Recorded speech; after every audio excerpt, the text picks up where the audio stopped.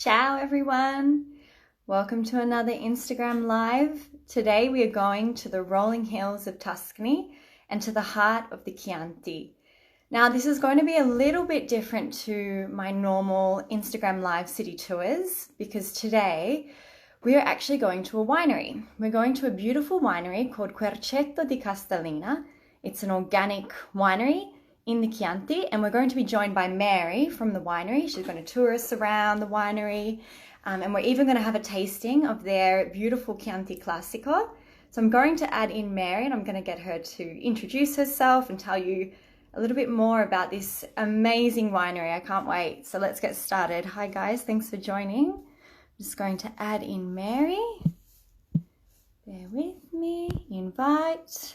Sent you the invite. Hi to everyone joining. Thank you. Ciao. Oh, hello, hello. Wow, how are you? I'm good. How are you?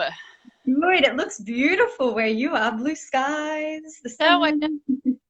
Gosh, finally, yeah, we have a little bit of sun here today. It's great. Amazing.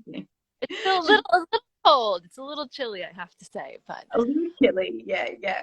Well, Mary, I was just very briefly introducing what we're going to talk about today, but I thought perhaps you could introduce yourself first and then the winery for people who don't know you and haven't heard of Querceto. sure, perfect. Yeah. So yeah, I'm Mary. I'm obviously not Italian. Yeah. I'm originally from the East Coast, in the United States, and basically Querceto di Castellina is my husband's family's property and estate. And they are originally from Florence. And gosh, Querceto. As you mentioned, we're a certified organic property.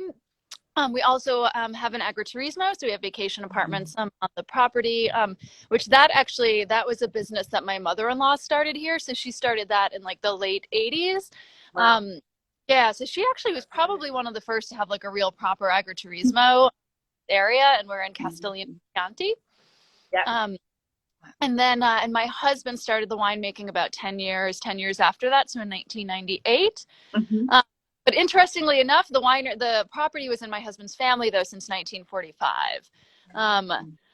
But the intention, or at least the original intention on it was my husband's grandfather who bought the property. It wasn't to have, to start any business here or whatnot. It was mainly honestly just to have more of a vacation estate out in the Tuscan countryside. Wow. And I always kind of around that my mother-in-law and my husband obviously, had a different vision. Yeah.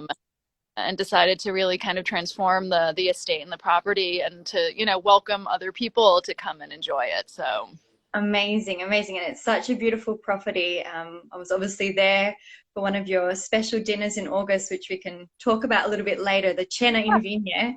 And it's beautiful. And it's really right in the heart of Chianti, right? Yeah. No, Chianti, Chianti is the area between Florence and Siena. And we are in Castellina and Chianti, which is part of the Chianti Classico wine producing area, which is one of the most historic wine producing areas in the world. And so we're in Castellina and Chianti, so we're about probably 50 minutes from Florence and about 35-40 minutes from Siena.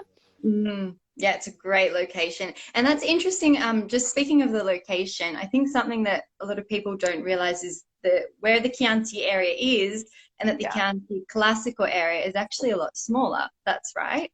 Yep. See. No, it's interesting because Chianti, and it's such, I found it confusing to kind of, remember, figure it all out at the beginning, but because you have Chianti and then you have Chianti Classico. So Chianti is actually kind of larger area, and Chianti Classico is a wine producing, defined wine producing area within Chianti. But in Chianti Classico, we produce Chianti Classico wines. Where most actually Chianti wines, which is like a completely different wine classification. The Chianti wine growing area, the places where they produce Chianti, are actually outside of Chianti. It's kind of confusing. Confusing. Yeah. But Chianti Classico is actually within Chianti, but it's different different wine classifications. So Interesting. Okay, well, I can't wait to start talking a bit more about it, but perhaps we could see that amazing view behind you because I think I'll move my camera and see if this is possible. that's okay. Yeah, look at it. It's just stunning today. Oh, I know. Oh, look at that. Amazing. Yeah. So that's it. And then you can kind of see the vacation apartments over there. Yeah. Beautiful. Yeah.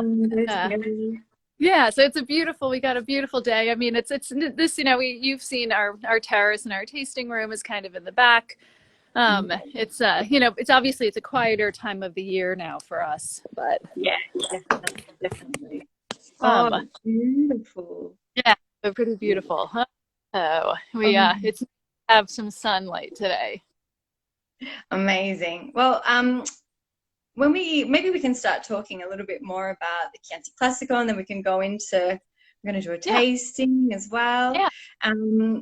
Speaking about Chianti Classico, before we even maybe taste the wine, what can people expect when they're getting a Chianti Classico?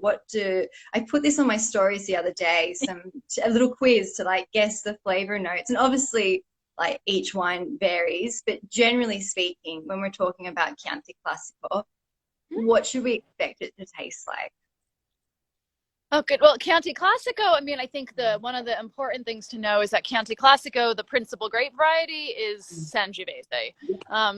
Sangiovese is the foundational grape. You have to have at least a minimum of 80% Sangiovese going into the wine.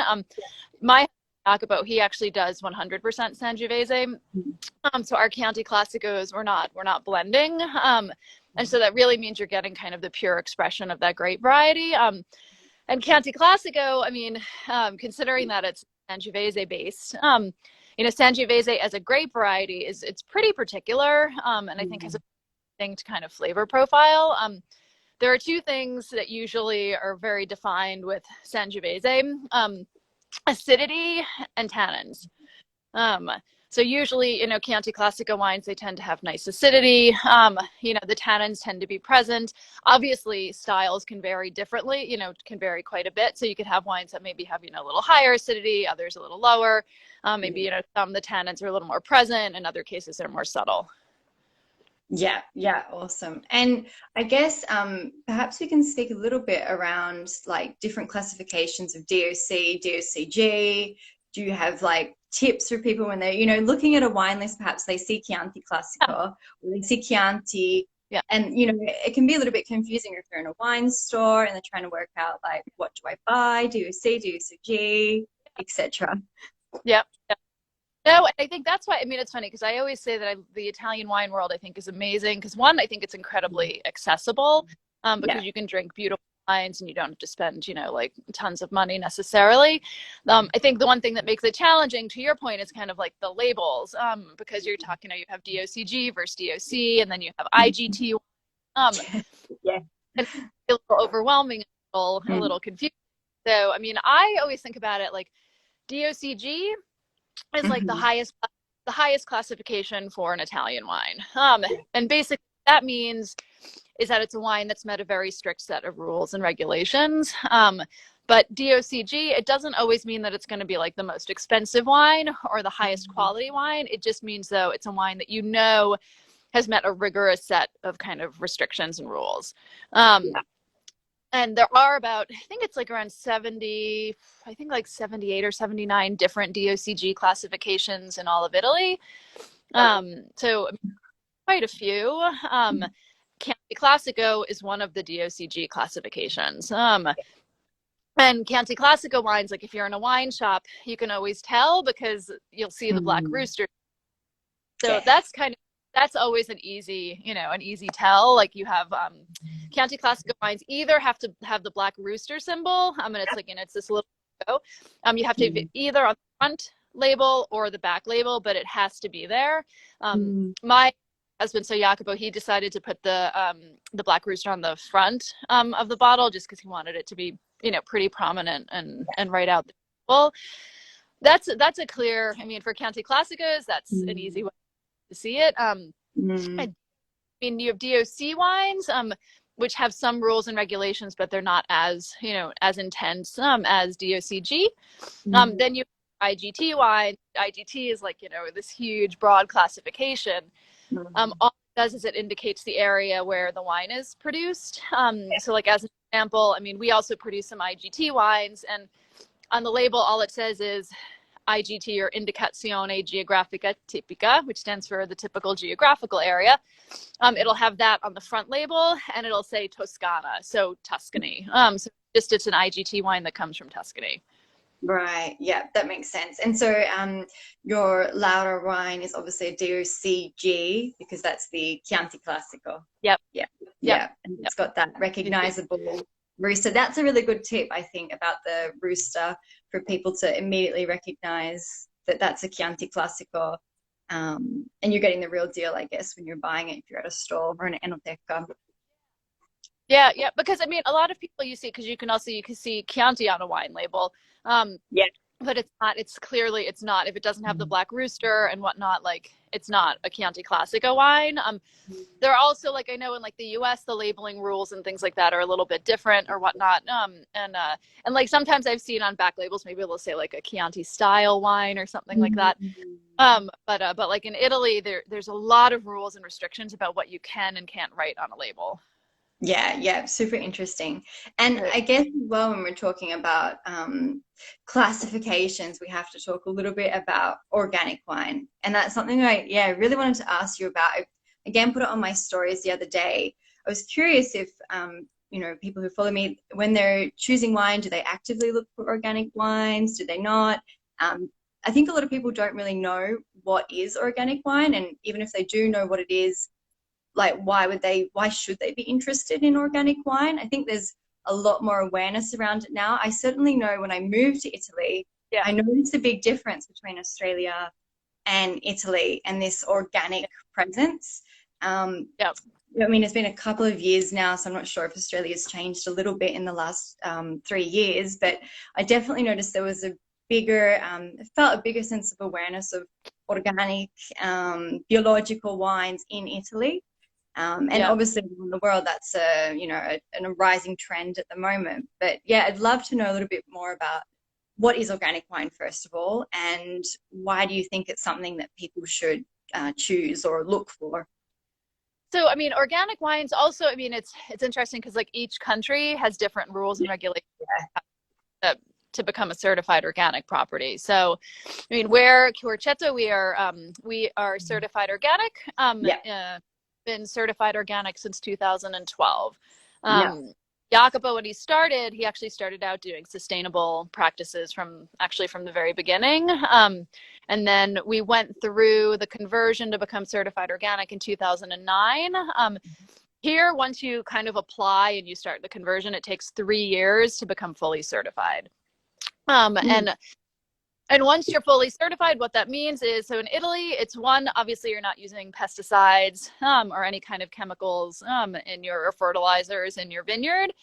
And we can spray very, very, very low levels of copper and sulfur on the protect them. But those are, I mean, you're talking about 2 natural elements.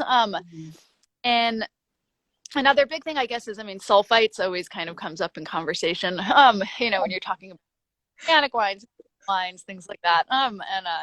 So sulfites, we can actually, as a certified organic estate in Italy, add a small percent of sulfites to the wines, which I will be honest, we do.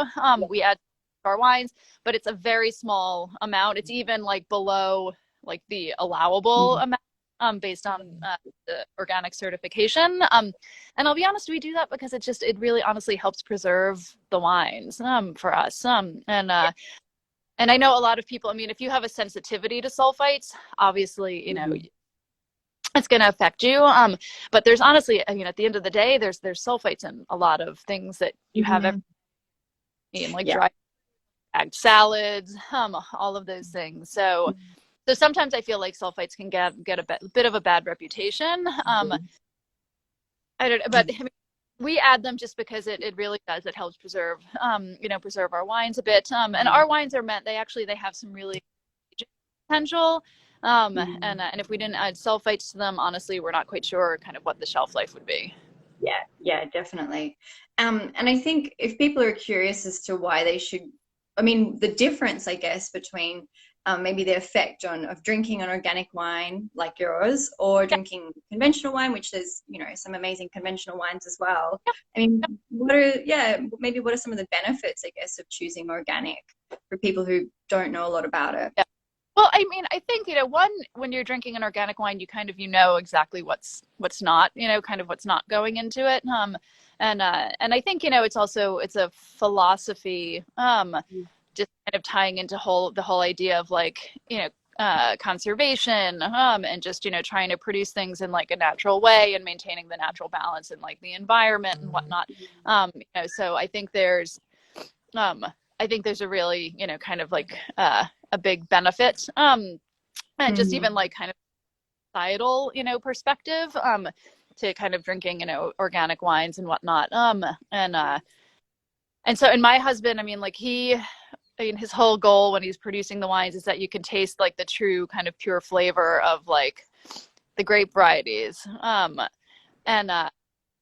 And I think, producing an organic wine, because we're not manipulating the wines. We're not adding chemicals. We're not doing a lot of work in the vineyard. I mean, in the cellar, like basically, I mean, like the wines really reflect the natural growing conditions, that we have every year. And obviously that means it's going to, you're going to get some vintage variation. The wine, it's not always going to be kind of consistent, but I love that because the wine to me is telling a really beautiful story, honestly. Yeah, I agree. And I just I saw Nicolette just commented saying she's noticed for herself when she drinks organic wines now, she tends to get less headaches or maybe even no headaches at all. I would totally agree with that. Had that experience as well. Would you say that that's something that you notice with your wines as well? I would say we get a lot. I mean, a lot of people, say that, that perhaps they, because I mean, if you think about it, it's not just the sulfites, but there's also no chemicals added. There's nothing like, I mean, in our soil, it's like completely pure and clean. I mean, obviously we spray the low levels of copper and sulfur, but to basically nourish our vines, we grow fava beans. And so we have fava rows, we kind of work that down into the soil or whatnot. So, I mean, I can definitely, I mean, I think you probably feel a little bit better, organic wines. Yeah.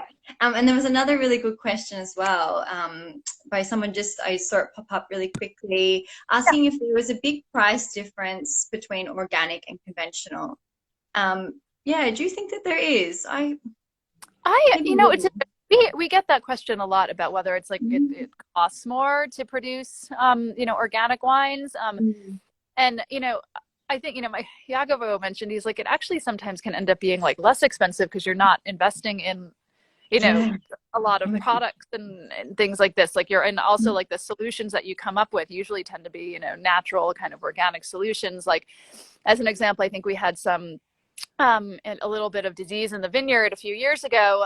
And we had to come up with this, kind of orange peel concoction, to go and spray in the vineyards, which worked, but it's, we're not investing in as many, kind of like, as many products. So at the end of the day, our cost of production isn't necessarily higher because it's organic. I mean, obviously we have to meet like certain rules and regulations and there's like applications and all of those things.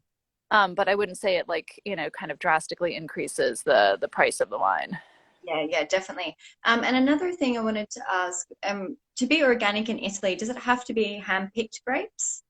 No. So, and that's actually, one of the questions we get also is because we actually, in the Chianti Classico, you can't water the vine. So it's all dry farming. Which a lot of people actually think that that's maybe because you have to, as being a certified organic estate, and that's why you can't water and there's no irrigation system. But it's actually a rule that comes from the Chianti Classico. Wow. Yeah. I didn't know that. Okay, that's really interesting. I didn't know that about it doesn't have to be hand picked either. Do you guys do is it all hand picked? Yeah, I thought so. Yeah. You can definitely see a difference in the quality of hand picked versus machine picked. Yeah, no, we do basically like our first selection, you know, hand picking in the vineyard, and then we have a sorting table where we do kind of a final selection and sorting before the grapes go and they're crushed and or destemmed and crushed. Yeah, amazing. And when is the harvest actually in Chianti? So it's interesting. We have a very small production white wine, and that is a wine that we usually pick the white about the end of August, beginning of September. Merlot, we do have a small production of Merlot that's usually around like the middle of September, I would say. Sangiovese is a later ripening grape inherently, so we're usually picking that towards the end of September or the beginning of October. This year, I have to be honest, we probably picked a little bit later. I think it was towards the early October. And that's because we just had like absolutely no rain during the summer. We got a late season rain, so we wanted to kind of give the grapes a little more time to ripen and develop a little bit more. Yeah, awesome. Wow, super interesting. I think that's very insightful for a lot of people watching. Yeah, a lot of people are saying interesting. So very, it's whetting my palate. See. And I don't know, did you want to, because I was going to move into our tasting room because I have bottles there. If that's all right for you, I'm just going to like move. Do that. Perfect. You're going to take a little stroll with me if that's not a problem. That sounds good. Perfect. It's getting a little chilly out there. I know, you don't want to be out there for too long. There is the sun, but here we go. We're back. The Wi-Fi cut out for a bit. Ciao to everyone joining. Beautiful. Here we are in the tasting room. Yeah, we're good. Excellent. Amazing. So, yeah, I mean, do you want to tell us a little bit about Laura? I've got the bottle here as well. Yeah, so see, as do I. All right. Yeah, I am happy, and apologies for the sniffles from being outside. You are fine, you poor thing. All right. So basically, I mean, the Laura is what you call a vintage or an annata Chianti Classico. And so in the Chianti Classico, there's three different levels to the wines. So your first level, your entry level, is your vintage or annata. And you can always tell that because it just says Chianti Classico on the wine label. And this is a wine that we have to age a minimum of 12 months before we can start selling it. And this is a wine, usually like vintage or annata Chiantis, they're meant to be enjoyed on the younger side. They're meant to be a little bit more kind of medium bodied in style, a little more easygoing. And then a step up from your vintage or annata is the Reserva. And then from there you have the Gran Selezione, which is above the Reserva. And so we produce the vintage annata, so that first level wine, and then we do the Gran Selezione. My husband produced the Reserva, but he kind of phased that out and really wanted to just focus on producing like the top Chianti or Gran Selezione, and then the Laura, which is kind of that easier going one. Yeah, beautiful. And I like the name behind the bottle is the name of your mother-in-law. That's right. Yeah. Which is really nice too. Yeah. So this is, as you were saying before, 100% Sangiovese. So it's just that one pure grape. Yeah. And this was the first wine that my husband began producing in 1998. So you could also kind of consider it like the classic red of the estate. Yeah, amazing. And one more question about this one. How many bottles do you guys produce roughly every year? Every year, so of the Loire, we're usually about 20 to 25,000. Our full production across all of our wines is actually more like around like 45 to 55,000, honestly, depending on the year and what Mother Nature has kindly given us. So. Yeah, awesome. And how do you think this year went? You mentioned that there wasn't a lot of rain. Yeah, we didn't have a lot of rain, but I'll be honest, it was like so. At the beginning of August, we were actually really quite worried about the vintage because we literally, honestly, I mean, as I said before, we had like no rain whatsoever. And then probably around like the middle of the month, we actually got some really, like actually quite a bit of rain. And it honestly, it like transformed the outlook for one. It was, thank goodness. Oh gosh. Okay. Wow. Thank gosh. But it's crazy because here, like, I mean, we got a lot of rain, but then even some of like our neighbors, like maybe over on like another hillside, didn't. So it's really interesting because there's even like these little kind of like, I don't know, I almost want to call them like microclimates. So because it can like rain here, but then maybe even in the town of Castellina, they'll get, or vice versa. So it's pretty crazy. You're really dealing with Mother Nature. It's in her hands, isn't it? Yep.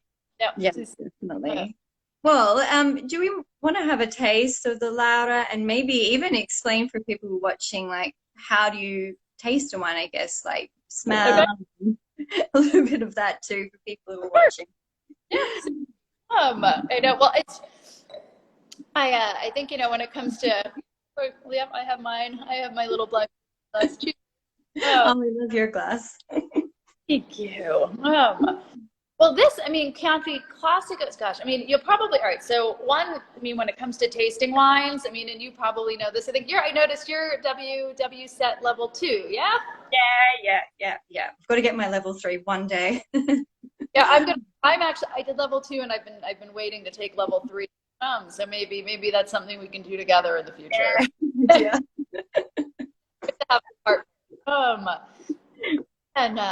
And so, I mean, obviously your nose. I mean, your nose is kind of like the big kind of first thing. It's your first experience with the wine. So, and wine and nose and color, obviously. I mean, when it comes to tasting, I don't know about you, but I mean, yeah, you focus on color. I mean, Sangiovese, the color I would say of the wine usually tends to be, at least for the Annata or the vintage, more of like a ruby red, so at least, that's kind of what the Laura is. So it's really got this nice ruby color, like in comparison, like our Merlot tends to be more kind of purpley, a little deeper in color or whatnot.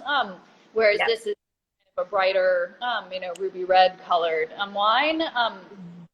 And I think it sets it up that you kind of, it's going to be, I don't know, kind of a brighter wine, a younger wine, maybe a little more easy, more medium bodied in style. And I think the nose for this, I get a lot of like bright fruit on it. Definitely. I do get a lot of, the bright red fruits, even the sour cherry. I find that's really strong in this one. Oh, it's the smell. I wish that we could emit the smell through Instagram because it is just, it's heaven. Especially at this time. It's just after 11 a.m. here. So it's quite easy, I think. It's really refreshing. The bright red fruits and herbal notes too. Yeah. No, you get like, I mean, I think, Chianti Classicos, that's also something you can get is kind of like aromatic herbs a bit. Have a little taste of it.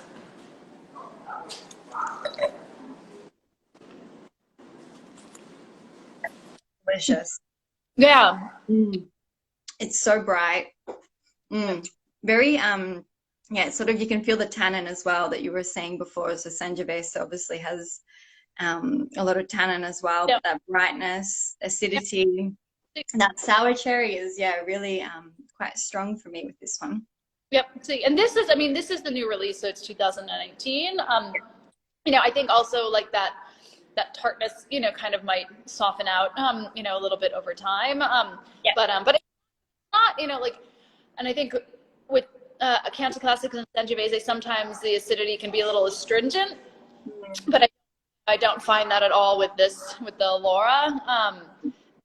But the great thing about about Chianti Classicos and Sangiovese based wines is that acidity makes them actually like really great food wines.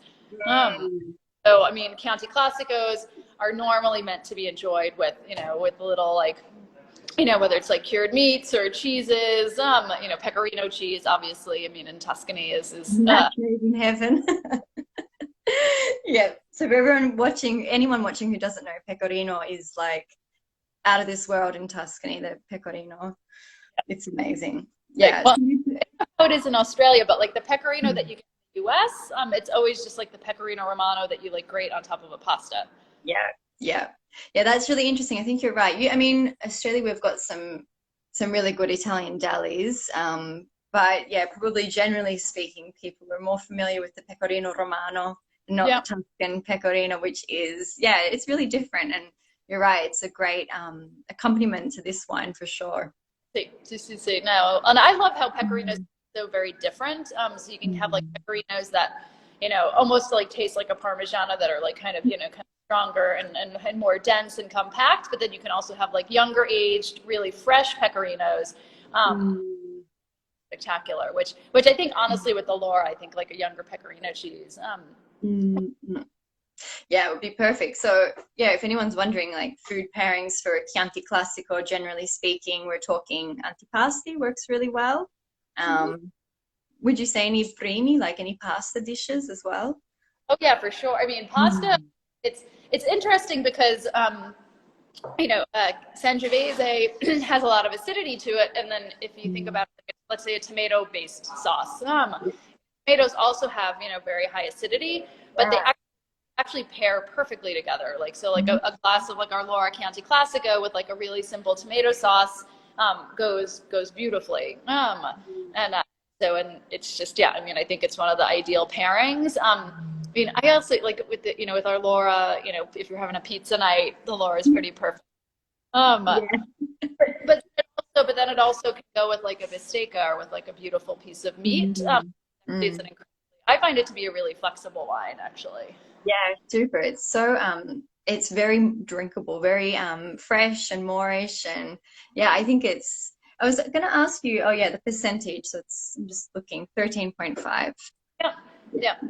And a lot of people actually, I mean, so because alcohol level, I'll be honest, Mm. it's a bit like so when my husband first started producing wine, he said it would be hard to get like to 13.5.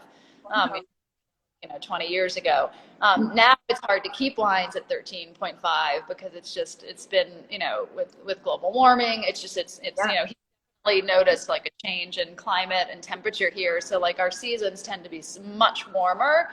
So the grapes are or obviously they're getting to like a further ripening point. And Mm. it struggles to kind of keep the alcohol level down. Wow. Yeah, that's really interesting. Yeah, well, I love this one. I think it's such a great example, as you said, 100% Sangiovese, great example of Chianti Classico. Yeah, I think it's delicious. Thank you. And this also, I mean, it's you might know, I mean, it's all of our wines we tend to age in oak for a bit. So this is aged 12 months in oak, but it does not see any new oak aging. It's always barrels that we've used at least like once or twice before. Mhm. And we use those using basically like kind of those more medium-sized, barrels for the Laura. And Mhm. and we use the tonneau for our Sangiovese. Any of them like the Gran Selezione, it's the same. The Gran Selezione does see a little tiny bit of like a little bit of new oak aging, but the Laura is always barrels we've used at least once or twice before. So in that case, the oak is basically like we're using it to kind of, I would say, add a little bit of structure, maybe soften the tannins a little bit and balance out the wine. Mm. Yeah, yeah, beautiful. And the difference, like when you go up from, so this is the base wine, when you go Yeah. up to the Gran Selezione, like what is the main difference? It's obviously like the premium grapes that you're using in that, if that's Yep. right. Are you aging it for any longer as well? Yeah. So basically, our Gran Selezione. I mean, as you mentioned, I mean, it's a special selection of our Sangiovese. So it's our best grapes are going into that.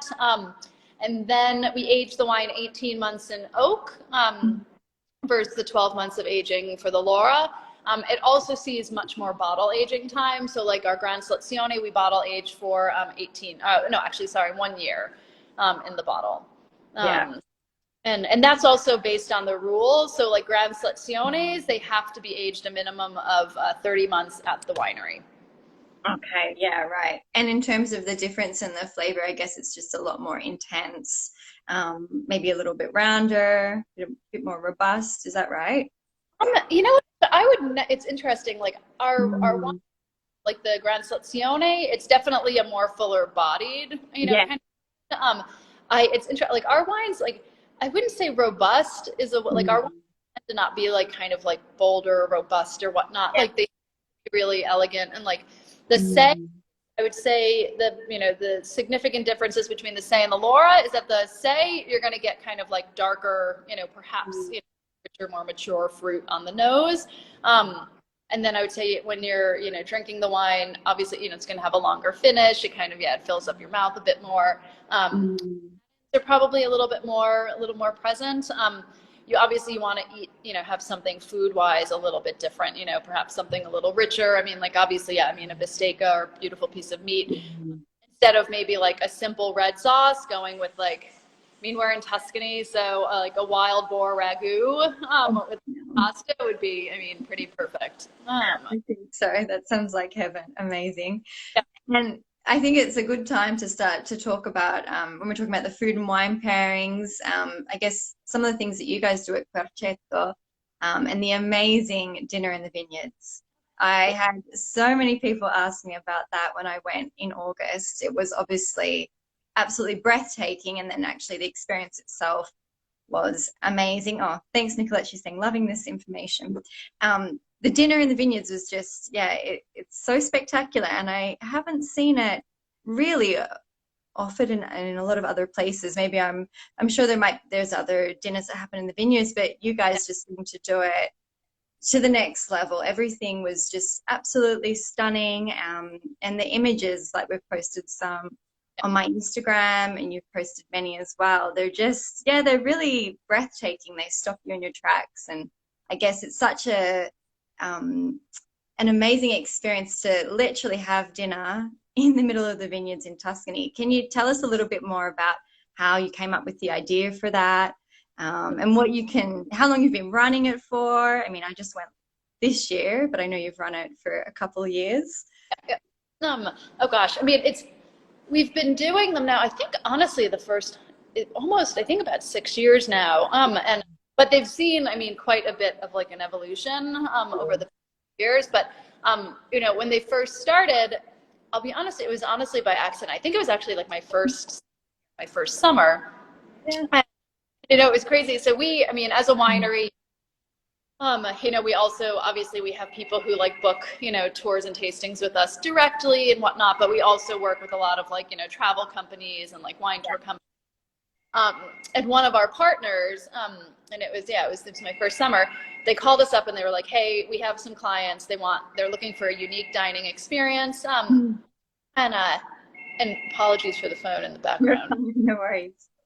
But so they wanted, unique dining experience, and they had, specifically requested like a dinner in the vineyard. They were like, would you guys be, interested or able to do something like that? Of course, it was like a dinner that was supposed to take place like 3 days later. And we've never done anything like that before. But I have to say, it's probably one of the things I love about my husband's family. They were just like, okay. They're like, we'll, try. And so we did it. We like literally took like our wooden tables from like the terrace, like moved them, like up into the vineyard. And it was a small dinner for like 10, 12 people, I think it was. And just they absolutely loved the experience. And I think we shared like, some pictures on our social, and just, people just seemed to respond to it. And it's so funny though, if like, I look back on that picture now and I'm just like, Yeah. I'm sure it was beautiful, but it's, obviously evolved after 6 years too. Yeah. And so we had, we're friends with the owners of this restaurant called La Tenderosa, which is, really beautiful, amazing restaurant over in Cirbaya, I think, yeah, Cirbaya. And we approached them and we were like, hey, like, like, would you guys have any interest in, trying to do something where we're organizing, these as, kind of events, we're open to the public, people can kind of book, and whatnot. And so we, the first year, I think we started in September. We hosted like, I think like 2 dinners and a lunch or something. And then just over time, they just, started to gain popularity. And I have to be honest, like we always, we always allocated seats or had some seats for people that we thought, could, would appreciate the experience and could maybe even from like an exposure standpoint help. And then just over time, they kind of exploded. And it was really interesting because like I think the past 2 years, they've really changed a lot. We've also started to collaborate, like kind of expanded, who we collaborate with on them. Like we started to work with, and I forget which you came to, was it the last dinner or? Yeah, the August one. Yeah, so okay, so if you were in August, we had these musicians, must have been who are amazing, and so we started actually, like having live musicians come and play during the cocktail hour, which was really lovely. Like the first dinner this past season, we had, it's called the Masquerade Opera Studio, and they actually kindly, they had two of their singers came and performed, and it was like, unbelievable. And like the middle of dinner, like they started, singing at the table, which is crazy. And we work typically with like two different florists, so like the tablescape actually changes for every dinner. So you actually never know exactly what the table is going to look like when you come. I mean, it's still going to be that long table, but visually it's, it always kind of changes. The menu changes. Now we work with this amazing local partner called Querceto di Castellina.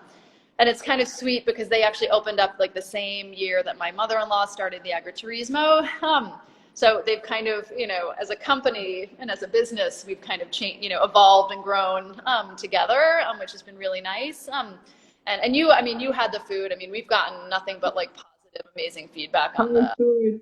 It's amazing, the food. Everything I had was delicious, and all obviously completely seasonal, paired with the wines. Yeah, it was amazing. Yeah, and so yeah, I mean, and I think it also it's nice. I mean, the thing I like about them is that they attract a really kind of a wide, kind of group of people. So, we have like Italians, we have expats, we have, people who are, just traveling in Italy. And so it's always just, kind of this really, really fun, mix of individuals who are just looking for, an amazing experience. And there's this just kind of a beautiful sense of conviviality around the table, which, I have to be honest, the past 2 years, considering everything with COVID and whatnot, I mean, that was no small task to kind of create, a social event where people still felt, safe and comfortable. And so, I mean, you were there. I mean, we did social distancing at the table, so there was always, a lot of space, and and so it actually, I think it made the events that much more appreciated in a way, like the past 2 years, because I think people were just kind of, craving opportunities to have an experience like that, but in an environment that felt kind of safe. So yeah, definitely. Something else that I really loved and that I think was nice to take home as a keepsake was the menu and the illustration by Lisa. I really loved that. Yeah, it was beautiful. No, she did an amazing job, and that I have to say, like, I mean, and the past 2 years, the thing that's given me like a ton of, kind of personal satisfaction, is collaborating with people like, like Lisa to do something and be able to, kind of also, get people more exposed to like, her beautiful, amazing work. And also even like to come, and even, like our catering partners. So, I like also that there's always a little bit of like a creative aspect or kind of artistic, I would say influence, which I think really actually strongly represents, kind of Tuscany and Florence in the area, because you have like, you have the food, you have the wine, but then there's also this really strong kind of artistic and kind of quality or infusion in the culture here. So it's really nice to be able to bring all of those things together for one evening for people. Yeah, definitely. And for anyone who wants to visit in 2022, when should they expect that, they might be able to book some of these dinners? There's only one a month in summer, is that right? About a month during the summer. And we start in June, so it's June, July, August, September. Yeah. We haven't announced the 2022 dates yet. We will be doing that kind of shortly. And it's always a Saturday evening though. So we always do them on a weekend. And yeah, so, but the dates will be announced, kind of shortly. And I think we're just kind of recovering from the 2022. So It was a big year. Yeah, definitely, definitely. I think if anyone does want to book them, one piece of advice is to book early because obviously they're really popular. Everyone wants to be, and I guess depending on COVID restrictions, like limited places too. Yeah, I mean, we're fingers crossed that, next year maybe we won't have to, be quite as concerned, hopefully. But we'll be doing the Vineyard dinner. We're also planning another, fingers crossed, like an event with the pizza and alpacas and wine. Amazing. Yeah, When so is that normally? well, probably in the spring, so it'll happen most likely sometime in May. Amazing. I haven't seen that event. That sounds really exciting. We did it. We did it for the first time this past spring, and it was really fun, and people just seem to love it. I mean, and Yeah. they're alpacas. They're amazing creatures. So I knew that it would be a very successful event when I told my husband I wanted to do like a pizza alpaca. Like, what the heck are you talking about? And you were right, brava. And you'll have to come for that. It's really Yeah, good. definitely. That sounds amazing. Which leads me into talking about if people are going to come next year to visit, some of your tips for visiting Tuscany. How long should people stay for in an ideal world? What's the best time of year to visit? And I mean, I think Tuscany any time of year is beautiful, obviously, so that sort of goes without saying. But someone also asked about your favorite hilltop town in Tuscany to be based at. So yeah, maybe we can talk a little bit about that. Sure. I mean, I don't know about you, but I also, I mean, for me, Tuscany, I think I mean, obviously a lot of people, you talk about the springtime, and you talk about fall, and I love, I mean, I think the spring is great here. May, I think, is a lovely month, but the problem is like if it's earlier in May, you might it still can be a little chilly. You might have some, can be quite rainy. I think the beginning of June's always nice. The summer, it depends. I'll be honest, the summertime, it depends on what kind of an experience that you want to have. Yeah. As you know, it can be quite hot here, during the summertime. August, I tend to I would say that tends to be a month that I would probably kind of stay away from. September's lovely, August, October. I'll be honest, I also love like the kind of what people typically think of as the off season. Like I think November is like an amazing month. And you were just, I mean, I think were you in Piedmont? You were in I was in Florence, and then we went to look on the way home literally last week. And it was okay, it was a little bit rainy, but we did get some days of beautiful sun. Way less tourists than normal. So I think it was a beautiful time to visit Tuscany. Yeah. But you also I think you did a live on like truffles, like white truffles and like truffles. I did one with Amico, who's in San Miniato. I think it was a couple of weeks ago now, but yeah, I think November. It was November, so that's a great time to visit for the truffles too. Exactly. I mean, that's the prime season for the white truffles, which were, like the highest quality and like most particular and amazing. And also like if you think about it, like food wise, food and wine wise, like when you're thinking about like Chianti Classicos, or even like, you think about, Barolos or Nellos, I think the cuisine and the food that you had, the typical type of seasonal things that you get, in Tuscany and also up in Piemonte or Piedmont, they bring the wines to life, quite a bit. So I think from a culinary perspective, a culinary wine November is like amazing. Great. Well, and also because you went to some local trattorias in Florence, and it's like when it's a little outside and you're getting some really hearty dishes with like a beautiful kind of glass of Chianti Classico that's kind of going to warm you up a bit. I mean, it's safe. Yeah, I so agree. I think for those warming dishes that maybe in the summertime it's a little bit too hot to eat a lot of those things, and big breads and that sort of thing. So I think visiting in autumn and the start of winter, it's an underrated time to visit. You're right. Yeah, definitely. And then talking about, how long should people, if they want to do a trip in the countryside itself, how long do you sort of recommend staying? Again, it depends the experience you want to have. Right. Um, Yeah. but, maybe a few nights.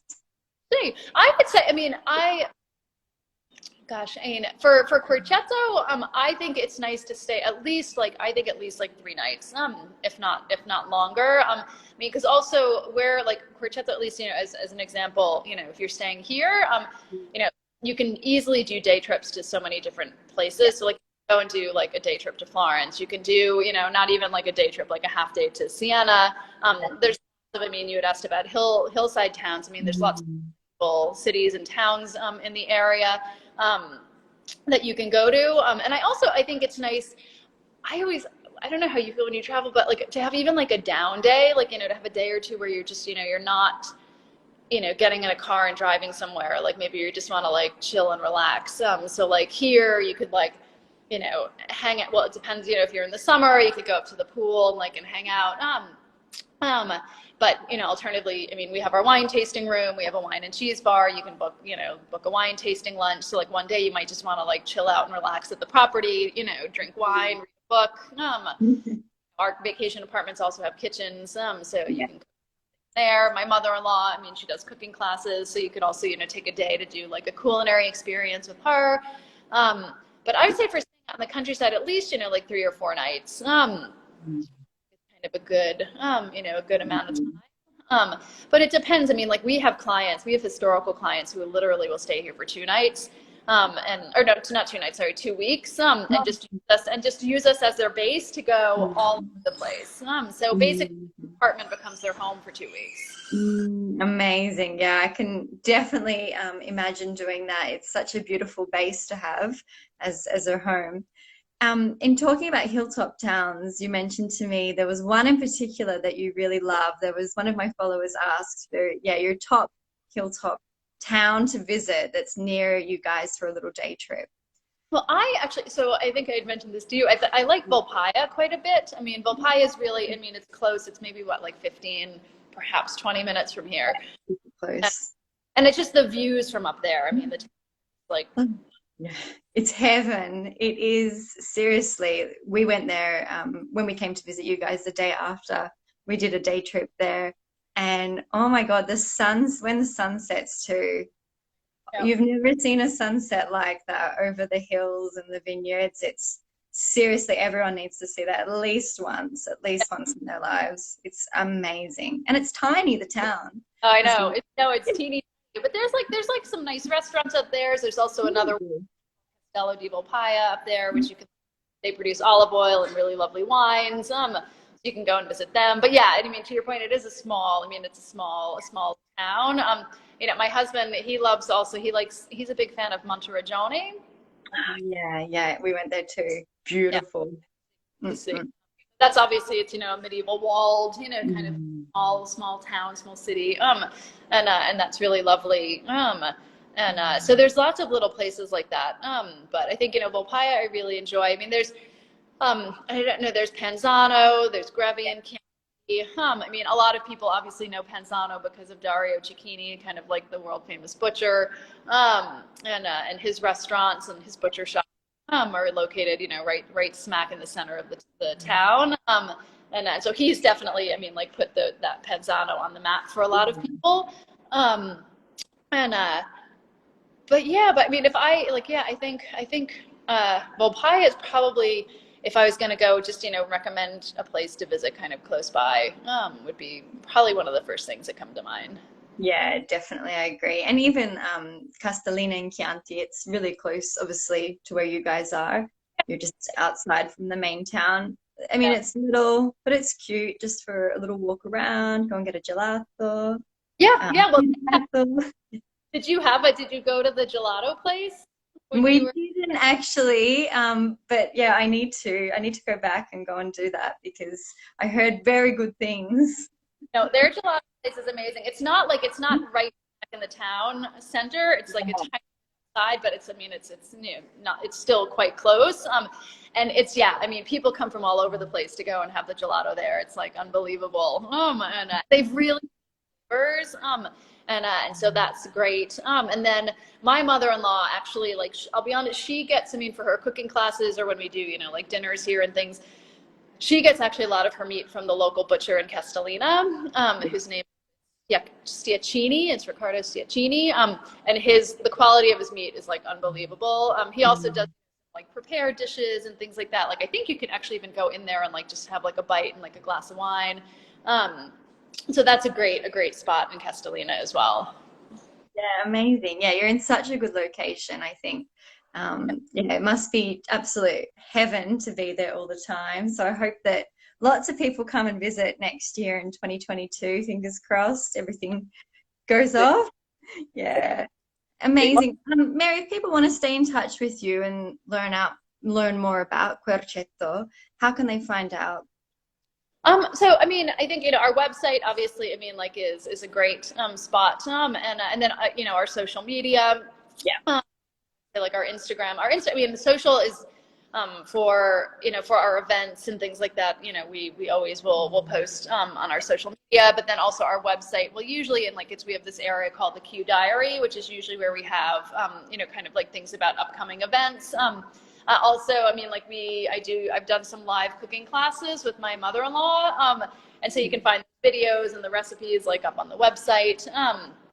So the Q Diary is a fun little thing to explore. Yeah, amazing. I'm gonna have to try some of those recipes. I saw that you posted some with your mother-in-law. They look great. Amazing. Well, thank you so much. It's been really interesting. And I think people have learned a lot. I saw some of the comments pop up as we were chatting about wine and oh, ciao, thank you. So thank you. And yeah, I can't wait. Hopefully come for another visit next year in 2022. We'd absolutely love it. So maybe you can, well, ideally for a vineyard dinner and maybe for our alpaca pizza event. Amazing. That sounds great. Thank you, Mary. Have a beautiful rest of your day. Thank you. And cheers. Cheers. Exactly. Cheers. Cheers to everyone. Thank you for watching. I'll save this on my profile so people can go back and listen to your great tips. Excellent. Well, have a great day. Thanks, Mary. Ciao. Ciao, everyone.